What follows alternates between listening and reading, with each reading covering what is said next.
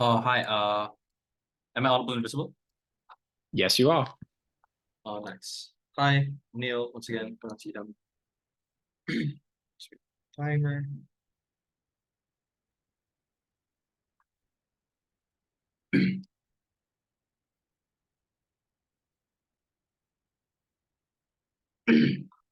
Start my speech in three, two, one.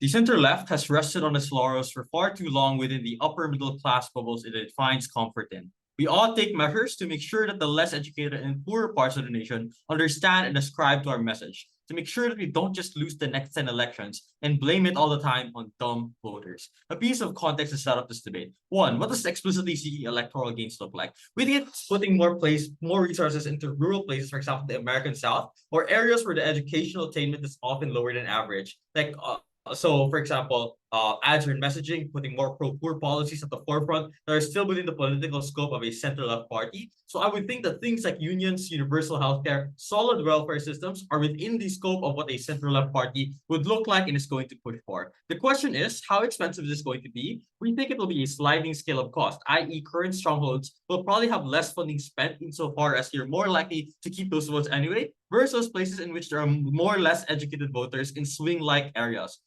Second, like how does this manifest? We think it's one, palatability, using terms and lingo that are just not too technical, like making it palatable to the masses. The second is also making it individuals understand clearly in our messaging that center left policies benefit them, like dispelling myths about unions or should be information that is but as long as it is information that is easily compressed in messaging, which gives you a wider reach if people are able to remember it. For example, like a center left version of Build a Wall or something like that. So the major question I have here, which takes on next best case, is how do we keep our base? I think that we're not going to be doing anything diametrically opposed to the center-left views, nor are we going to push for laws that are just not what the party fights for. So I think the vast majority of people who voted for us last election are still going to vote us in this election because one, current trends of right-wing populism, you're not going to shift to the right just because the party is a bit more inclusive, which means that at present the vast majority of right-wing are radical. So therefore, even with some dissatisfaction with the left, you're still likely to vote for them. The second is that because they formed their opinions based on what they have learned from schooling, based on the info that they're able to access. So we think that they're going to be relatively smart about it. So why is this all exclusive and what is the comparative? So any motion, any action that explicitly panders to the less educated in rural areas is something that is exclusive in the motion for AF. So NEG has to assume the comparative of not pandering to less educated voters at all. So on NEG, this looks like more generalist slogans like that this is better for the nation in general, this is better for the economy. So they cannot cross the house in this debate and say that, okay, we will still do things that help with the poor bin because that's crossing the house. The point of this debate is being able to prove that we're able to get more individuals to vote for our cause and being able to benefit them in the first place. Two major arguments. One, how do you increase buy-in? The first thing I want to point out here is why do less educated people vote right-wing in status quo? Because of one, things like echo chambers. Often it's the only thing that they know. It's hard to get out of that Republican bubble or the right-wing bubble when their information presented to you does not offer you other options. It's easier to access things like TV or to scroll through TikTok, or not necessarily through things like schooling, because these are structural reasons that prevent you from branching out because TV slots are often by virtue of who pays the most because apps are dependent on algorithms. So for example, if you already watch Republican TikTok, your For You page will take note of that and give you more Republican stuff. Thus, it is more strategic to be explicit and intentional in engaging with the space because you break that bubble. See the Republican version of I guess vote blue no matter who. So often this trickles down generationally, and it's really important to break that cycle. But the second reason is that it's elitism. So they feel as though the center-left party only occurs in upper middle or upper classes and within those bubbles. So they feel excluded because they don't understand the messaging of the left, which is only understandable by people of certain educational attainment. The concepts like the class war, capitalist struggle, corporate exploitation. So they're more likely to go through right-wing policies that sound way more simplistic, such as taking back our jobs or building a wall. So we're able to tap into that on our side of the house when we're able to use far more directed messaging towards these individuals. But the third reason is that they just feel like they won't be included in progress on NEG because less educated people often hate general party slogans for progress because they automatically think that they won't be included in that progress for center-left parties or that their inclusion is simply tokenistic. There are a few sub-reasons here. One, past experiences with left-wing administrations. Some of these democracies had left-wing administrations that were basically dictatorships that did not ascribe to real left-wing ideals. Or two is the lack of familiarity. Like when they see certain promises, it contradicts with their current quality of life. Like if this party is so great, then why haven't I been able to get a job? Because of these reasons, people who are not as educated are then more prone to propaganda because the right wing is able to exploit those past experiences. And it's easier because Republicans are just so much better at spreading a message that is clear and concise to the masses because we spend all of our time in ivory towers. People can easily understand what build a wall entails. It's better to remember. So at next best case, if they try to run generalist campaigns, they are likely to alienate people. How then are we able to reverse that on AF? Because it's one, palatability, making a concerted effort that makes sure that the center-left party is seen as the party that cares and spends buttloads of money to make sure that you remember that. But second, it's the fact that it's an active attempt. Often center-left parties, unfortunately, virtue signal. They keep pushing for what is moral or that anybody who does not vote for them is bad. So they often leave out these huge amounts of voters untouched because they don't think it's worth it. It's rather the reason why the Liberal Party of the Philippines lost to the right-wing administration of Duterte. That's because the Liberal Party did not bother to visit the less educated and more rural parts of the country and instead pushed for a generalist message. But it's harmful because the alienation that happens stems from the fact that these people do not necessarily prioritize what is the most progressive or the most liberal. They prioritize what seems to be the most pragmatic or the most impactful, which a center-left has failed at recently. As a center-left political party is also able to tap into these kinds of issues as well that make sure you don't unknowingly put up another ivory tower. The third thing is snowball effect. So less educated people are more likely to trust the people around them for political views, a lot more familial in nature. So insofar as we're able to plant those few seeds of people who believe in these policies, you're at least able to further sow the seeds of discourse, which I'll prove is good later. So the third thing is just the benefits, right? Like the first thing that you get is more. So the impacts of this argument are simple. One, you get more votes from the less educated, insofar as you increase the palatability and you break the notion that the center left is a party full of the bigwigs and the people who do not understand the real plight of the working man. But you also allow less educated voters to feel like they are a part of what the party fights for. They're more likely to vote for you in this election and succeeding elections. But you also increase the palatability of the party in general, which would probably get you some moderates who feel empathy for this demographic of individuals anyway. The second argument here deals with the best case of neg, which is even if you lose, it's better long term. The first layer here is that insofar as you're able to sow those seeds of discourse, you sow discontentment within the populace because of things like differing views. Because now not everybody is a Marcos or a Duterte supporter. Maybe some of them are like Robredo supporters or something like that. Because note that not every nation is going to be like the extremely polarized US. Some populations are more open to seek out better solutions that they just don't know about because the center-left parties are busy wasting money trying to consolidate an already solidly center-left region of the country. But second, you're also able to better understand the specific plights of the less educated. So a lot of policies could be made better. You could be seen as less elitist, which is also good for moderates, especially those who are on the fence and don't like the center left because they look elitist. But you could also influence the core voter base to do the same, right? Which mitigates the ivory tower perceptions, i.e., if the candidates are showing that these are things that they do in the campaign because your core voters want you to win, you will likely design voluntary campaign work the same way it happened in the Philippines, which clinches you more votes. You're also able to capitalize on reactions of right-wing administrations. When you pander to less educated people, how are they likely to react, right? Likely, the administrations like to react by having their own campaigns to try to persuade people back. That's good because you lure them in. Now they have to more closely justify right-wing policies, and often those policies are pretty bad, and they get put under media scrutiny, and that makes them look even worse. But the third thing is, even in the worst case, you have things that happen, such as the Overton window. So insofar as more of these less educated voters have more center-left leaning views, even if they're not completely center-left, the mere fact that they have some of those views means that they push the administration towards a more center-left direction in order to fit their views much better. So even if we do not win, what we do is we sow discourse within the community that makes sure that we might win in the next elections, compared to on their side where you keep throwing the same shit onto a wall and that has not worked for 12 years and you hope it sticks. For all those reasons and more, not only do we help less educated voters, we win the next elections even if we lose now. For all those reasons and more, incredibly proud to propose.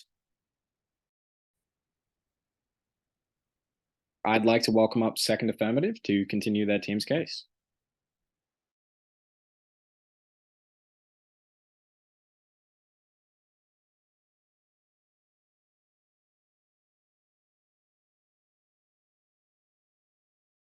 All right.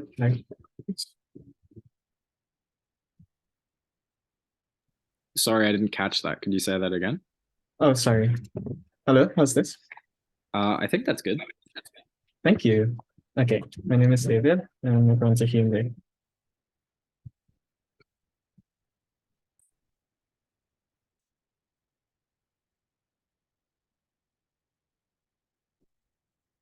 Okay. I'll just be telling off my recording device. Okay.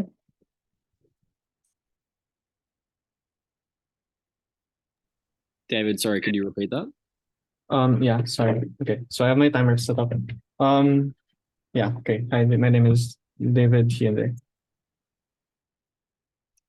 Starting in 3, 2, and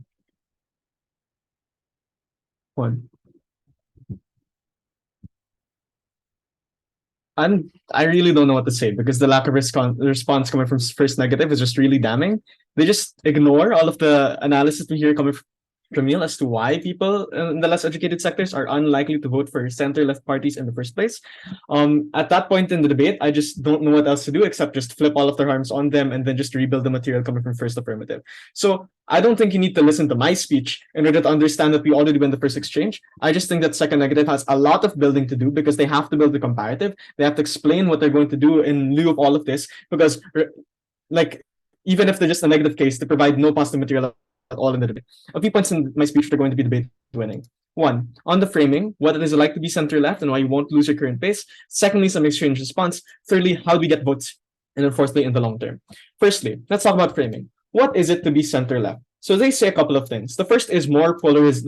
There's this context that there's more polarization. Like, besides the fact that not every state in the world is literally the United States, I just don't know why this is important in the debate because as they concede, like this center-left party generally is more on welfare policies, or as they say, they have progressive edge. So I just don't know why this is important in the debate. But then secondly, they say it fills the gap between right and left-wing politics. But I'm extremely unsure how you gain the votes needed to win the election. You're probably able to do this far better on our side of the house, insofar as extremists are more likely to be less educated in that sense for the reasons that Neil explains, and therefore you show them a more moderate and palatable way under our side of the house. So on their side, they want status quo, which from the multiple harms that Neil explains, we prove is already damning on their side of the house. The second thing they say is supporter base is full of technocrats, minorities, many fence sitters. So I just like to highlight this thing on technocrats more than the other two, right? Like, besides the fact that this is also a literal assertion, they do not actually prove why they are now not going to vote for you, especially since we proved that, right? Thirdly, they say, oh, this is a center-left party, but not the center-left party. Therefore, there are other parties that you can skirt to.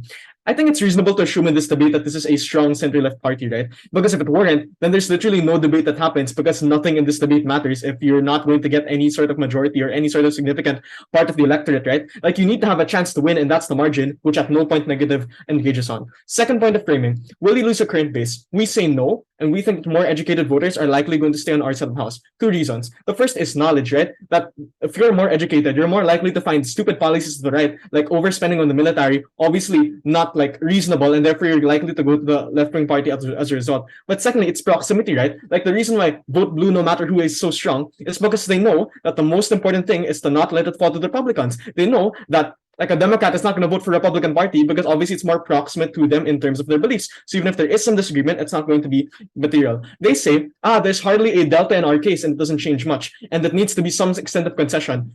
But again, they just assert why we need concessions, right? Like, I just don't know why this is such an important facet of the debate. They give me no reason why. But even if we do need that on either side, we provide that we get them better, because the second mechanism that Neil explains in the second argument is that you get more opinions into your voter base and you're able to craft better policies. No response. The implication of this is it won't create a loss under our side of the house. Even at negatives best, maybe we lose some of these votes, right? At this point, here is 3 points of weighing as to why the less educated vote is more important. 1, likelihood. At best, it is speculative why our current base is lost, because of the reasons Neil explains, but we know that if we don't invest in the less educated, that they will be hooked by the right. Secondly, it's scale. The vast majority of people are lower to lower middle class, quite intuitively, because often the upper middle class / the rich or the more educated are often the people who pool all of this wealth. So in terms of where you get more votes, obviously it's where it's the bigger pasture, right? But thirdly, it's the longevity. Education will always exist. There will always be schools to teach these people, like the more educated, the policies are probably more reasonable. But starting campaigns are important now because you don't have any presence in these communities whatsoever.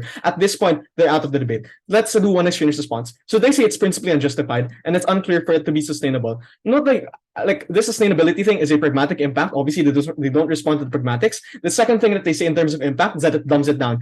It's unclear to me why this is such an important harm in the round, because this is an after motion. I don't know why they care about this principle so much. But even then, I don't know why this is more important than the goals that obviously all parties claim to, which is you need to get more votes, and that is the most important. That is the primary thing in order to sustain your own party. I just want to reiterate next case 2 here. You are not being like principally aligned with left by being pro-poor. Like I just know that's just blatantly false. Secondly, then, how do we get more votes? So they say you have to dumb down the campaign. Two responses. One, that is untrue it's untrue that you have to dumb down the whole campaign, right? Like you can have multiple different sectors in which you vary your kinds of messaging, right? Which is what Neil explains. But secondly, it's about the sliding scale, right? Like maybe you're going to spend more money in terms of modifying the messaging to make it more palatable in certain areas that are not educated, but other areas that are already your strongholds probably don't need that. But even if that were true, I don't know why that's bad because we get their support, right? Like I don't know why that causes so many harms if like the more educated voters are going to understand the policies anyway on our side of the house, and we're just getting a net positive in terms of acquiring the less educated who now understand it. The second thing they say is it's poisoned by schools with communist propaganda, and the mechanism is like conservatism is easy to spread because of superstition and religion. The impacting is infighting a voter base. Two responses. One, like infighting is easy to avoid, right? Because we don't become flip-floppy. I don't know why. Like we have the same policies, right? It's just about the messaging and the means we deliver it. I think that's within fiat. So it's quite obvious Neg was not listening to the setup. But secondly, even if there was some infighting, I don't know why the people who would cause the infighting are so important, right? Because if these people are so like fickle that they're going to have some infighting just from some kind just from some discussion, right? Like these people are likely people who would have flipped on their side anyway, or these are the people who don't feel so strongly about the center left party anyway. So I don't know why that's so important. There are a few reasons then why the less educated resort to right-wing parties on their side of the house. One, it's echo chambers. That often these are the only parties that they know about, bubbles like TikTok or Facebook, and it looks like right-wing towns because nobody bothered to reach out to them, and it's better enough because now you break into those bubbles. So let's weigh the comparative here, right? Because Neg seems to not like comparatives. Their side of the house does not want to break into these bubbles, which means at best you only have the same voter base, which I'm pretty sure didn't win the last election. Our side of the house is one where you have the chance to break into this voter base. Insofar as winning elections is literally the only point of the party, they do not win any election, they get less votes, they're dead. Secondly, it's elitism from palatability, right? The real harm is a lot of our policies are difficult to understand. And that is not exclusive for their side, it's exclusive for ours, because there are explicit attempts to have gains among less educated voters for our side, and that's inherent to the motion. It's better on app. Insofar as we prove that we're able to divert resources and put targeted messaging towards the less educated, we can make it easier for them to understand, since a lot of left policies are pro-poor anyway, and it's just a matter of getting these people to understand that these are beneficial for them. But lastly, even if it's palatable, people feel alienation. And this is where I just like to spin what First Negative says, right? Because they say, right now, we inform people of the imperative of progress. But Neil explains why that is inherently a bad thing, right? Because what Neil says is that on Neg, there's the perception of being disingenuous, that when the left calls for nationwide progress,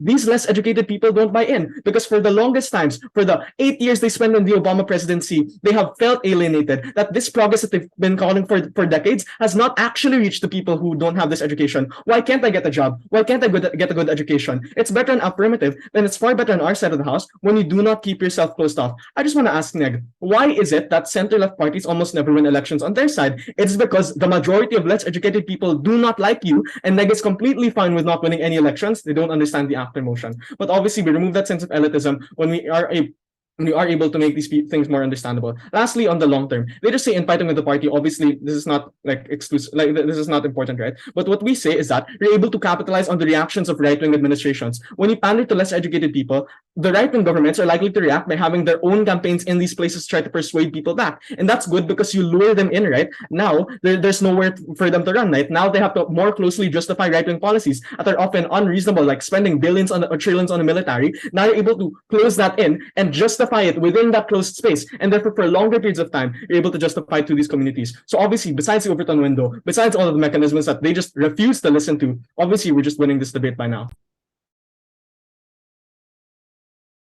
I'd like to thank Second Half for that speech and welcome up Second Negative to continue their team's case.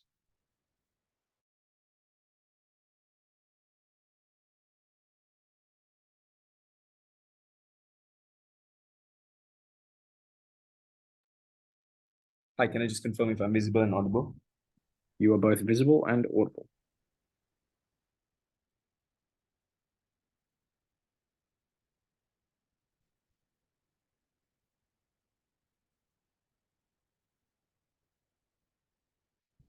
All right, sorry about that. I'm just looking for my docs.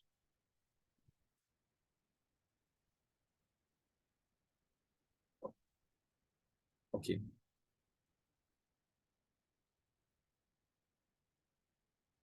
Three, two, one.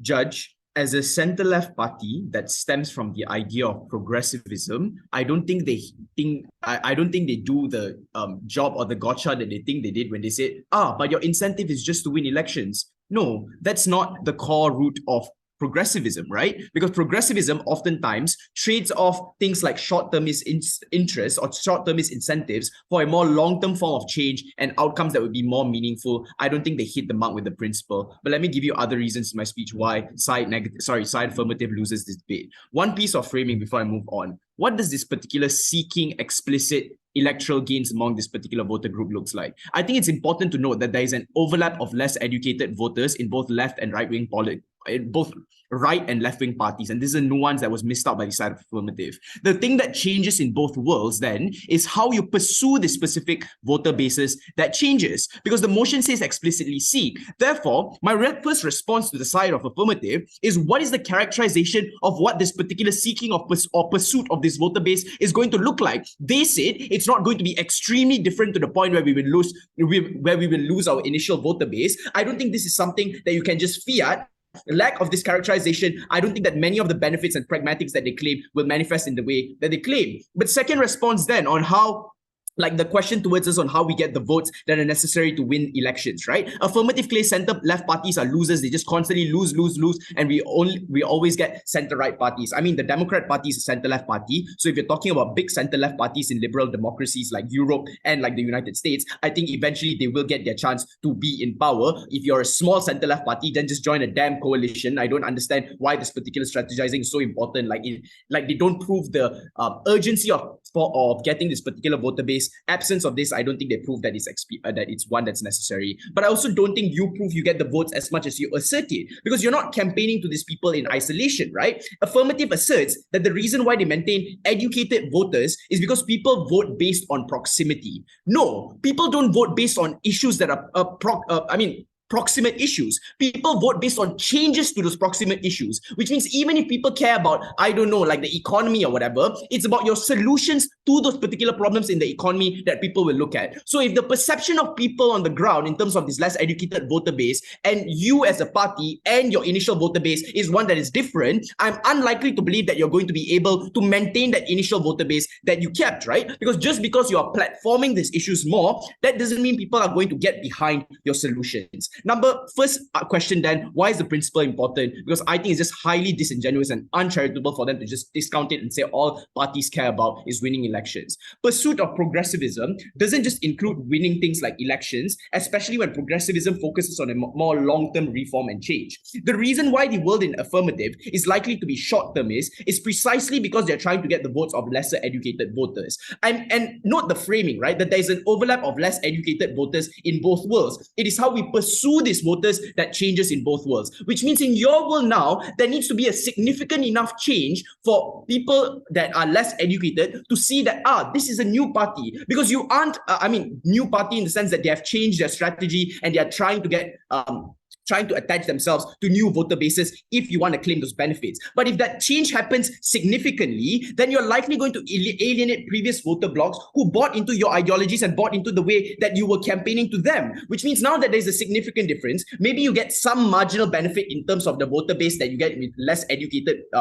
less educated group, but you significantly lose out on the groups that are educated and the initial voter base groups that might be still less educated but have been campaigned to differently. Which is why this principle is important, because in pursuit of many of these less educated voter groups that we see in the Bible Belt states and we see in a lot of red states, that is exactly what is necessary for you to do in terms of changing the way you campaign. But it's not just changing the way you campaign, right? Because you have to not just dumb things down, but also change the way you approach many of these issues, compromise based on solutions and things like that. The impact here then, in the best case of affirmative, is that they're likely to compromise on policies which shifts them more to conservatism. Understand why there is a higher likelihood of compromise is because the group that you're trying to attain are groups that have been indoctrinated, are groups that have bigoted beliefs that are extremist in nature and very far right? In order to, there's no changing this mindset in status quo, because this ideologies and the sentiments have been so brainwashed into their minds. We are okay with things in status quo where we maintain a presence within these areas and we still maintains a strategy that we have in status quo in terms of attaining this voter base, but we will not change because there is no proof of benefit that side affirmative provides us with to believe that what they get is winning elections and things like that, right? But also the second impact to this is that you expound a shit ton of resources and political capital in pursuit of gaining these less educated voters. Why is this bad? Number one, you reduce your political capital among voters that want to vote for you. It's more likely that you lose out on their votes to other left-wing parties or other right-wing parties. And because like the framing of the argument coming from side affirmative tries to say that this debate is about all center-left parties. No, which means that you as a singular center-left party, when you're engaging in this particular strategy in pursuit of less educated voters, you're more likely to lose these votes to other bigger left-wing parties, to other more famous or true to their core kind of left-wing parties who have maintained that voter base for a long time. The comparative is then simple. The reason why we get less educated voters why there's still a chance for us to get less educated voters in our world is in things like education, how college education is becoming more accessible. Public education is also incredibly cheap and a lot of times subsidized. The importance here is the less educated voter base is declining already. It's extremely likely that they will vote left in the future. But in order to preserve this, you have to maintain current strategies in which you're doing in order to get this prospective voter base in the future. Because absence of this, you are likely to lose out on a future benefit which you have never even accessed in the first place. The worst case is we don't gain these voters. Why is this still okay? Because the current power that we have is currently quite okay, right? We're winning votes from some educated voters. Sometimes these votes are enough to win us elections. Sometimes it's not. But what is important is that we can also form coalitions with other left-wing parties in order to win over these voters in the first place, right? The reason why you're unlikely to form coalitions with left-wing parties in your world is because of the fundamental differences in the way that you're strategizing to these voter bases. Other left-wing parties may have a uniform way in which they are prioritizing their old voter bases, their educated voter bases, and the ones that have already been voting for them in the past. But when you suddenly change and you flip-flop, the change that you get hasn't been proven why it's likely. But even if it's likely, I would argue that it's less likely for you to assume power in government later on because you are making big compromises in terms of your solutions, in terms of your policies, in order to pander to this voter base. I would argue that that's going to be more inflammatory in nature with a lot of sentiments. You're probably just going to be a left-wing Trump, right? But also our ability to pass policies now are much higher because now that there's no infighting within the party, and we've already proved why this is likely to happen because you have such a right-wing indoctrinated, bigoted voter group now in your particular voter base, it's hard for these left-wing parties to come to a consensus because the spectrum of voter bases that we have seen in center-left parties are those from the center-right all the way to the far left. But now if you include the other end of the spectrum as well, it is extremely difficult and extremely unlikely for your world to have a middle ground that is healthy enough for you to pass those policies that are important, for you to pass policies that will prioritize housing in the future, for you to prioritize policies that fight for progressive taxation systems that tax the higher income groups much more. I don't think these groups are particularly going to be okay with that. We get better change in our world because we don't alienate past voter bases. We are okay with completely trading off this entire voter base if it means we get to maintain the pursuit of progressivism, if we don't risk our political capital and funding in order for a future that's uncertain. So proud. I'd like to thank second negative and welcome up third affirmative.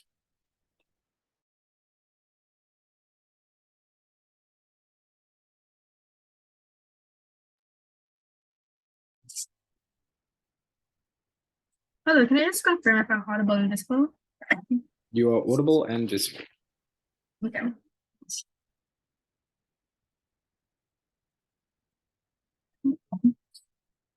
She, her pronouns, Christine, setting up my timer.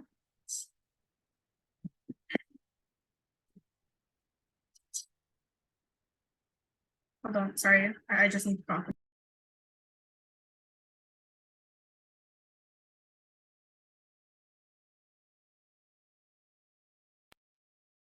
Okay, great.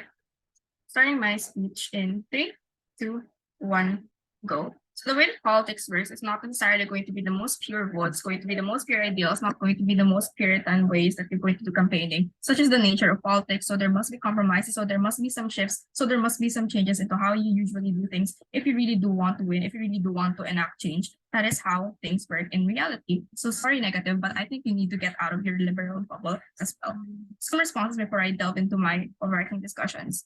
The first response is on the setup. So 2 things. One is that when they say, you're just one party, so you can just lose out to other parties. One is very inconsistent coming from negative because they use the Democratic Party as an example of negative being strong. But for our side, it's suddenly you're competing with other left-wing parties. So what really is the most realistic scenario to this? two, if we can lose out to other parties on affirmative, then it's even going to be worse on neg, because now you're doing nothing compared to the other parties who have an incentive to do exactly what we say. So then there is going to be more of an incentive then for the parties on our side to do these kinds of shifts, to do these kinds of changes in the way that they campaign in order to clinch more votes. Unlikely you will get more votes coming from negative if you don't do these kinds of changes. But then they say, secondly, what does explicitly seek look like? But I think that we can fiat this is a wood debate, right? So we said that this looks like, one, having your policies stay the same, but you make the messaging more simplistic to the masses.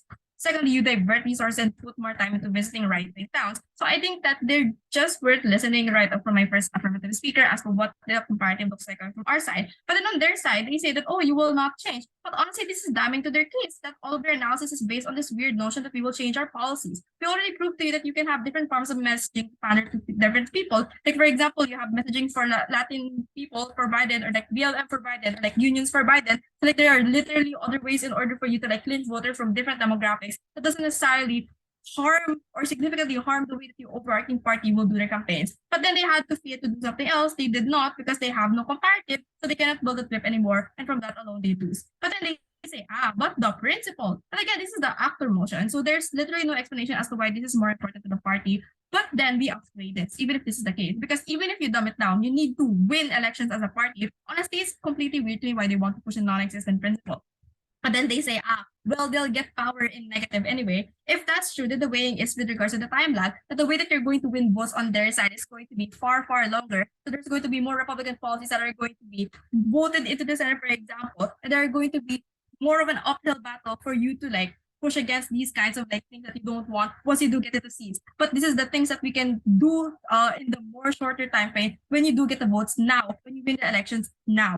But then we will also pause it later when we win on the long term as well. And then you get to power faster on our side. But then on terms of longevity, they assert that you have present in these towns already, but they don't, because if you do, then why are you not winning? But then they say that they can't maintain initial voter base, but then there's literally no mechanism to support this, right? But then they say, you have been fighting, and then this is already proven from first half to be not true, but then I'll further expound later why this is completely out of the debate. But then we say that they'll stay because, number one, there is knowledge that the more educated are able to spot stupid policies from the right anyway. So for example, if the US is one of their main examples, then things like, ridiculous military spending from the right, stupid lockdowns are going to be things that generally people who are left aligned are not going to support anyway. But so there's no reason to believe why just because the policies are made more simple, then suddenly, oh no, I'm a conservative. The jump is too big to be realistic. Op lives in a fairy tale land, but also there's no response to this, and also no spectral analysis. But also we'd say that there is more of a proximity on our side that works in our favor, because these people already access algorithms and have formed networks and have surrounded themselves with left-aligned people. So there's unlikely for them to change unless there is a calculated pivot to do so, and I'll prove why later why this is unlikely.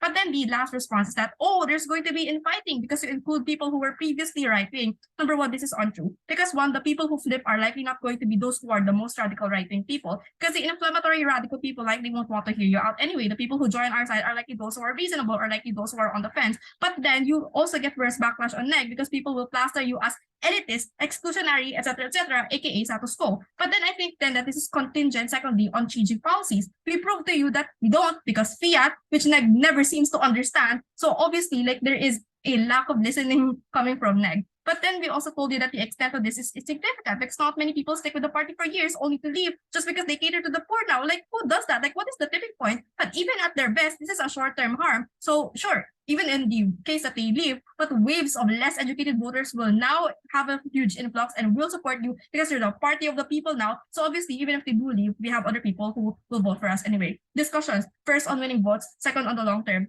Number one, is this principally unjustified with regards to the party's ideals? Because Neg says, three discussions. So the first is on whether or not it's principally unjustified with regards to the party's ideals. Because Neg says that there must be a major concession with regards to your branding. So you're blurring the line between the left and the right. First, this is untrue because this doesn't necessarily mean that the policies we lobbied for before will suddenly be thrown to the side. Notice the setup, we never said that we will change the policies. We said that we will make this more simplistic and message in a way that is, widely more accessible to people. I.e., we don't change the policies, we just make them more simplistic, easier to understand.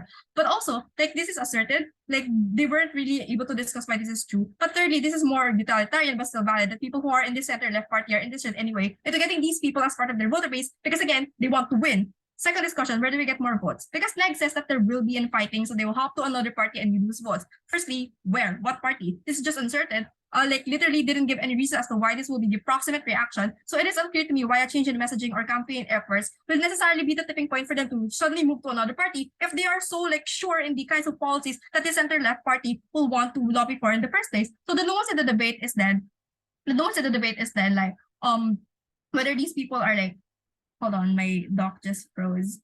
The nuance in the debate there is that there must be added efforts to seek out the less educated voter base because they are structurally limited in their capacity, as explained from first app. But then the second layer to this is that it's just inconsistent with the characterization that they posited themselves, where these people are going to be so shell-shocked if there is so much as the slightest shift in how these candidates campaign. So which is it? Are they so stringent on these ideals that they don't want a pivot, or are they able to make compromises to the extent that they're able to just like willing to hop to another party and say goodbye to the center-left party? So literally just so like confusing. So at the end of this, it's clear that we win because we proved to you why AF is able to sustain the voter base, to justify the branching out, and make sure that we have more votes. Last thing, where are we better able to have like the center-left political parties' interests be preserved in the long run? So this is taking negative pace. So like, what if we lose the most proximate election? This is still better for us because next says, we want to prioritize long-term effects as a center-left party over short-term things like, I don't know, winning an election. First, this is not justified when this is true. This is merely asserted. Like, what do you as a party if you don't want to win? Second, this is not even exclusive. This is symmetric at best, which I will explain later. Third, they can just say, well, we will form coalitions. Then you don't get your benefit of having fierce policies. At least on our side, if we don't rely on coalitions, the policies we have will still stay because we don't change them at all as they want to posit. But what did AF give you? Because we told you that we shift the way that campaigns happen on the ground so we get more people on our side, because sowing the seeds is better to get the ball rolling as opposed to none. That you force Republicans to justify themselves so they are going to be incentivized to win back their base, and then you're going to have to engage with them. So two things on this. First is that because there is a discontentment with the populists rather, there are two things. Because now you're more willing to like engage with these Republicans and they're forced to justify their decisions. So there are differing views now in these fast-bred bubbles that are only exclusive to the Republicans. But then there's also the implanting of ideas which works for us better in the long term. So because note that not every nation is going to be like the extremely polarized US, some populations are more open to seek out better solutions that they just know about, because the center-left parties are busy wasting money trying to consolidate a solidly center-left region of the party or the country. But then secondly, you're better able to understand the specific price of the less educated because number one, you just have a lot of policies that could be made better. Obviously, if you're more pervasive in this demographic, get more data, experience, etc. But lastly, you get moderates because some are empathetic. At the very least, if nothing else, we are able to dispel this notion of us being an ivory tower, so we get easier buy-in. And then if we're unable to do so the bigger or clearer left-wing parties, then because this level of access is something that is absolutely exclusive, then we win, coming from side affirmative. I'd like to thank third affirmative for that speech and welcome up third negative to close the substantive portion of their team's case.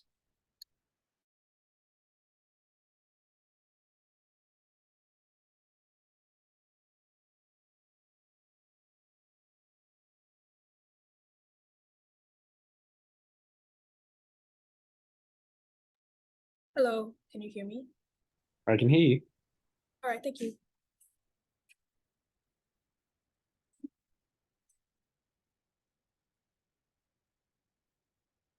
All right, starting my speech in 3, 2, 1. Panel, I think the biggest problem beside affirmative is that they assume that their benefits are likely to happen without contending or at least disproving a lot of our material, but why you are fighting in a right-wing stronghold, why you are fighting with preconceived notions about what your party is, why that is extremely unstrategic, especially when you are a single center-left party that is trying to flip an entire vote base towards you. Two parts of my speech. The first, which side is the center-left party likely to garner the most amount of votes, and second, able to operate better among the lower educated and higher educated voter base. Let's look at the first question, right? Affirmative tells you that they're likely to get votes. I think our contention throughout this entire debate is just that it's extremely difficult, right? A, because of systemic barriers in which there are literal institutions within lower educated voter bases to preserve the right-wing base or preserve the current vote that they're going towards the right-wing base.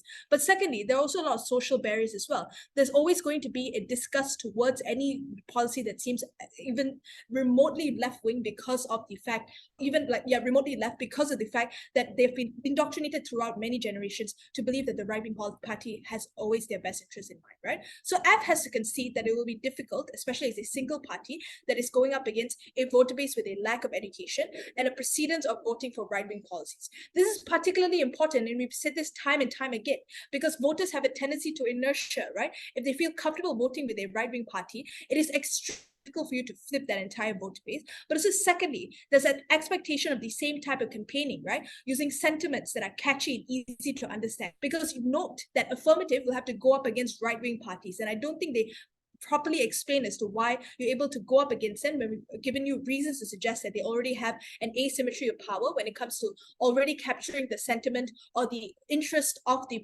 of voters within lower educated voter base. But also, secondly, that they always have more political capital when it comes to this, right? Right-wing parties would have control over the media. There are even state radios that play or at least support or like clearly explicitly push a particular party that is almost always right-wing, right? All of this just means that it is extremely difficult for you to go up against this party. But then we give you an additional harm, right? The reaction of the right-wing parties, because they have inherent incentive to maintain their current voter base, given that these are probably the only people that are voting for them other than the richest of the rich, and they are already quite small in number, right?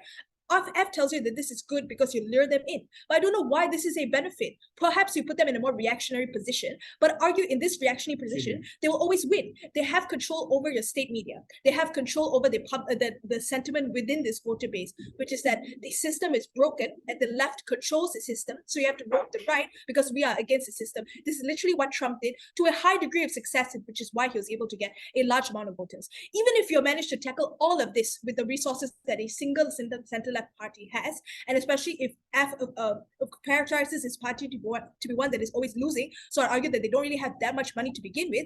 F never tells you why that's a proper trade-off of resources. They only tell you why losing, or at least why why a lower educated voter base is important, but they don't explain to you as to why losing out your current voters is particularly important. Why did we say that is likely to happen, right? We told you firstly, when you trade off resources, obviously it wouldn't spend as much time campaigning within the higher educated voter base, right? So this obviously means they wouldn't be able to maintain your presence in that voter base as much as you were before. You're unable to show that you care about these voters. Obviously, they'll turn to other left-wing parties that seem to have their interests in mind. They could also flip, especially if you're talking about like swing states, right? Also, secondly, we told you this is particularly harmful because you're losing out on the voters that actually care about your policies and want to at least vote for you in that instance, right? Note that a side affirmative is fighting uphill, right? They're fighting against a right-wing party that has always had control over this voter base. They're fighting against a voter base that already has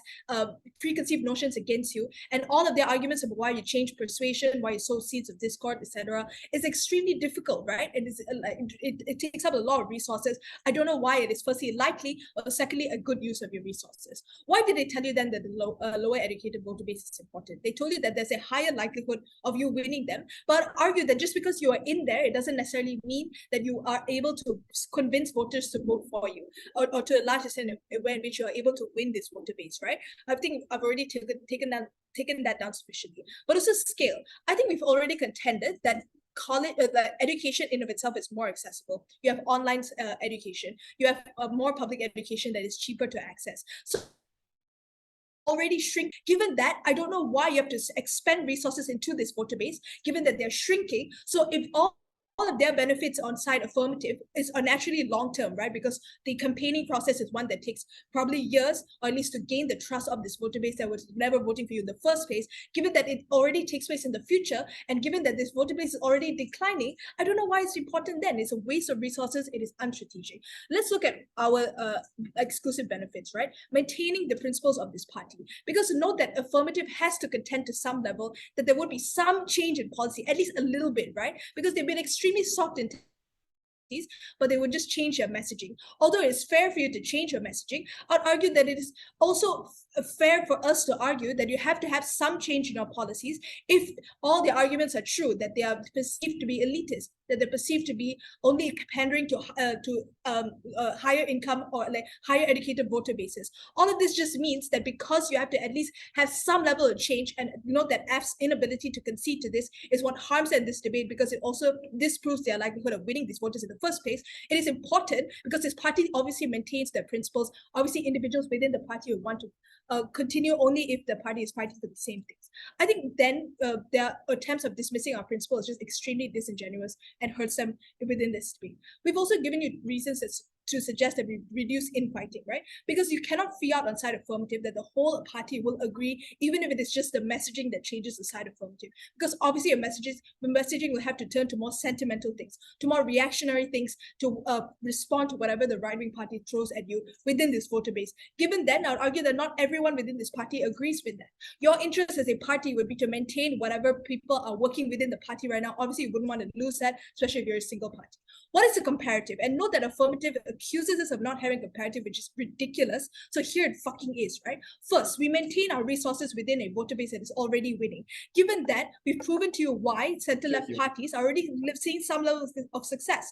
There are center-left coalitions within the Democrat Party.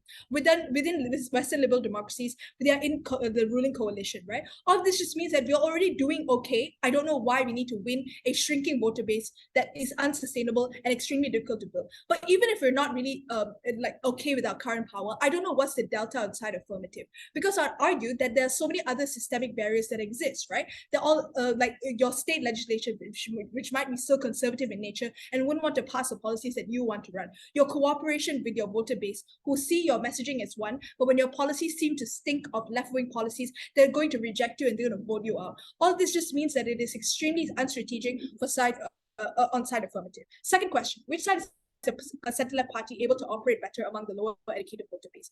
As best case, they're able to win. I'll argue, firstly, that is not really a benefit because policy making is still hard. You have to continuously maintain the sentiment, and I'll argue that it is diametrically opposed to whatever center-left policies you would have. Versus secondly, your state legislature would like to be conservative. I'd argue that all this just means it's much more difficult to pass policies. When we don't alienate our current voter base, when we continuously operate at the same trajectory we're going with, I'd argue we see much more success. Very proud to negate. I'd like to thank Third Negative for that speech and welcome up the negative reply speaker.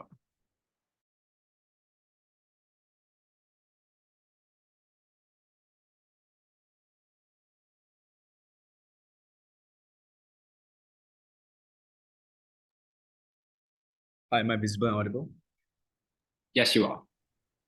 All right.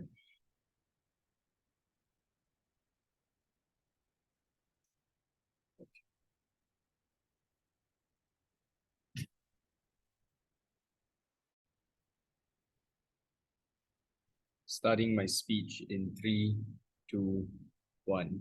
Judge, one technical flaw of side affirmative is that they are incredibly uncharitable. They have the ability to fiat a lot of things, like the changing of this particular party without alienating their voter base, but they also give us some level of very vague proof as to why they'll be able to maintain this voter base without it being nuanced to how voters might react and how other parties might react, and how, most importantly, how you as a political party are then affected as a result of this reaction. And I think that's just a simple reason why they lose this debate. Two issues then in my speech: which side gets more votes and which side has a better operating party. Number one, the reason we cite you as to why it'll be difficult for side affirmative to gain votes is because right-wing parties would have a stronghold in these constituencies where voters are less educated. Examples that we cited are Rust Belt states, but also the fact that many of these voters have been poisoned by right-wing politicians and other institutions like their schools and their universities and their parents and things like that through instances of bigotry and like communist conspiracy and saying like the left is trying to take away all your property and all your money and things like that. Why is this the case? And I think this is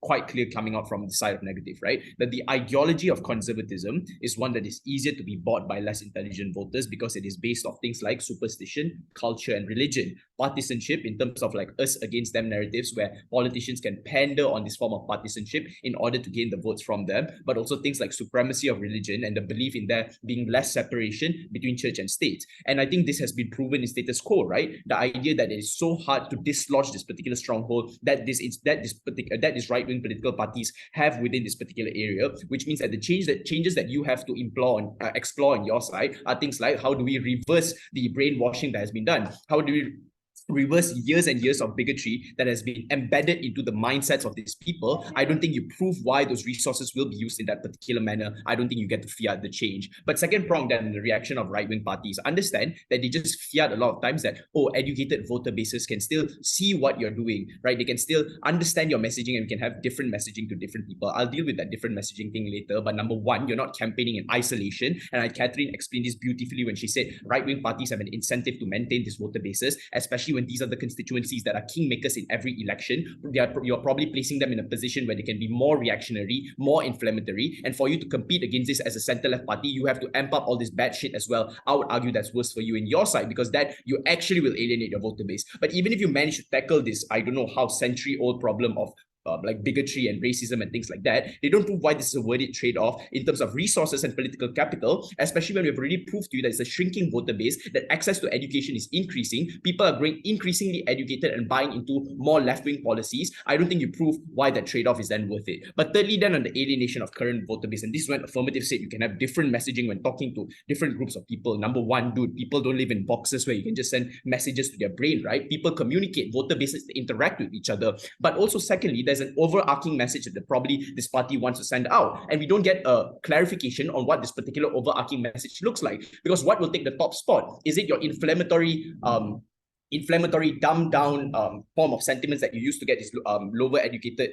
voter base, or is it the ones that you have been maintaining for the past few years? I would argue that people would be angry when they see that the sentiments that they bought into the party for in the first place are no longer being the top priority of the party. The second issue then is on which side is a better operating center-left party, and this is where we push to you the principle of progressivism. They just watched it and said you are just a center-left party. I would argue that as a center-left party, this is why it's important, especially if you're a small party and you're coming up. I would argue that it's important that you stay true to your roots and you do things like focusing more on the long term. But if you're already a big center-left party, then you're probably going to win anyway, right? That you have the power that's necessary in order to win in elections. I would argue keep to your strategies right now. It's probably working. You probably lose this election cycle, but you will win probably the next one, like what happened with the Democratic Party. Nothing particularly changes in our world. But secondly, in terms of infighting, the fact that there's going to be conflicts between these voter bases, in terms of containing sentiments, in terms of reversing the brainwashing that has been done to this particular group of people, I would argue conflicts are more likely to arise. That's less likely for you to be compromised. Our worst case is even if we don't get these voters, we are still fine with that, because our ability to pass policies are even higher. Our ability for compromise is much better. I would argue that that's much better as long as we don't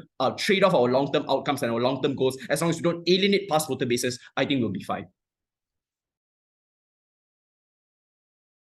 I'd like to thank the negative reply for that speech and welcome up the affirmative reply to close the debate.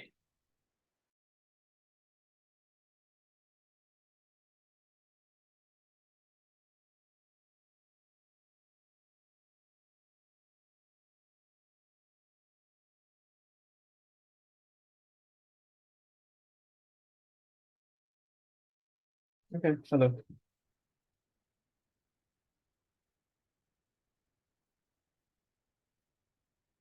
Starting in 3, 2, and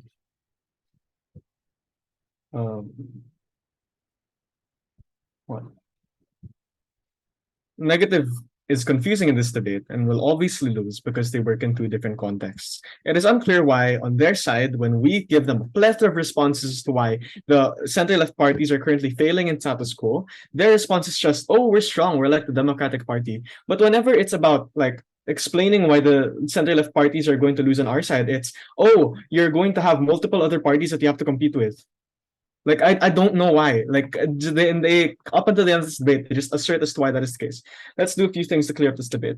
One, principle. So they just say they have to concede that we have to change policies. Panel, I'm sure you've all been on a CA team, and you know that this is a wood motion. So it's ridiculous for them to assert that we don't have fiat to dictate that it's just that we won't change our policies and it's just about the messaging, right? But even if they had the principle, which was based on pragmatic effects, we just point out, why is this principle so important versus the other things to align, which is literally the sustainability of the votes in your party.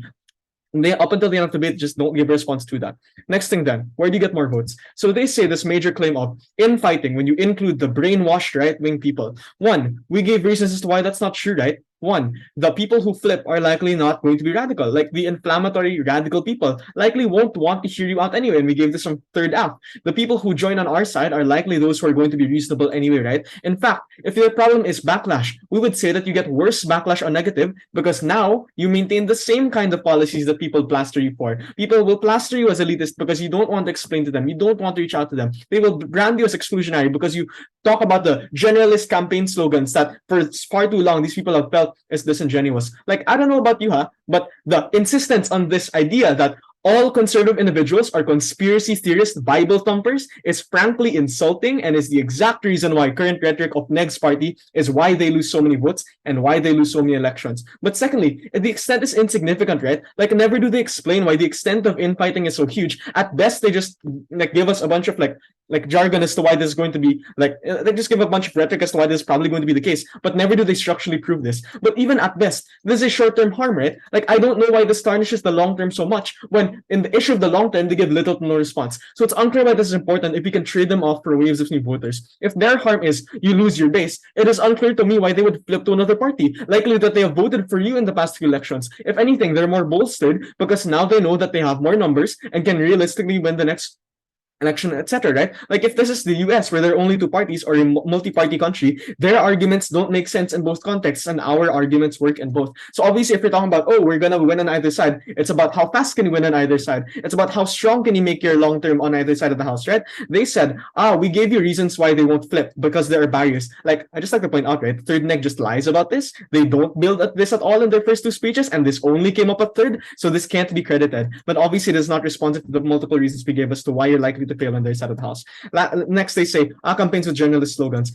Like, we proved that this is just insulting and tokenistic to these individuals, and they feel like they're not actually included. We also said that you wouldn't be pushing for incredibly violent messaging. It's just making sure that the policies aren't incredibly complicated or incredibly convoluted, and that the policies are like shown as pro-poor. Like, give them some credit. I think they would change at some point, right? We explain why you don't have any of the less educated vote on negative side. The reason why people don't for them is it's not so simplistic as the right wing controls the media. It's that there's no counterbalance to the right wing presence in those areas because on their side they make no effort to reach out to pander to them. We gave many reasons why their base is small: elitism, connotations of exclusion, the fact that they are insular, like they're often concentrated. When you're able to reach out to them and you're actually able to go to those communities and dispel those kinds of preconceived notions, that's when you actually get those votes. And we said there's a huge amount of untapped voter base on their side of the house. On the long term, and I just like to note, even if we lose the first issue, this still wins the debate, right? Because we prove we win on greater longevity. They give no material on this, aside to assert that we are a flip-floppy party. We explain that you're able to capitalize on the right-wing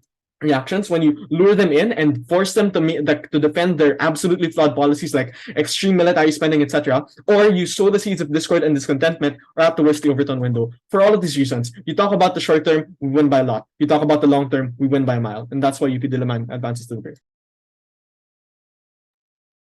Okay, I'd like to thank everyone for this debate. Just a reminder, this is a silent round, so you won't be hearing from us an oral adjudication or a result or anything like that. So we'd ask that you now head back into the main room, and best of luck for the break. Thanks, guys. Thanks, everyone.